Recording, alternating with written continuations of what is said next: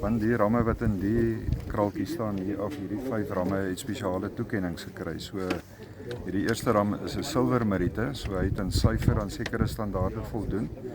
En dan is hy fenotipies, moes die keerders ook sê, hierdie is 'n topram, soos in goeie kwaliteit, sterk kop ensovoorts.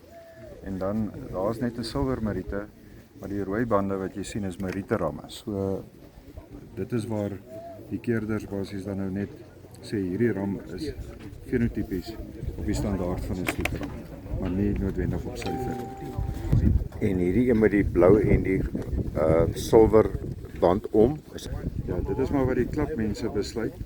Gewoonlik gebruik ons hierdie blou en rooi en silwer, maar die blou band beteken nou hy is die topram in syfer en dan nou dit wat hulle sien voor. So lekker sterk kop, diep lyf, breed agter. Ja, hy's 'n topstoetram. Liggaamsgewig 122, waggewig 24, loopbaanskool opbrengs 81.9, wolwaarde 101.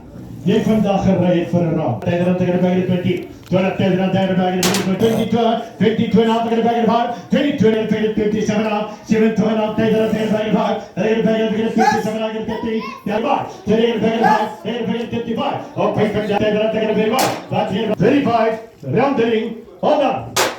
35.000. Ja, tyderat tegen die bagger 12, 12, 14, 15, 15 tegen de bagger 16, 16 tegen de bagger 16, 16 tegen de bagger 17. Op 25 tegen de bagger 5, 25 tegen de bagger 5, tegen de bagger 5, op 25.000, 25, 25.000, all the way to Keestel, all done.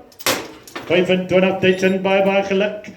Hart tegen de bagger 8,000 Germany en die man tegen de bagger bij. Wat tegen de bagger tegen 12, 12 tegen de Vooral junior van door tegen de bagger 5, 32 en tegen de bagger 5, 32.5.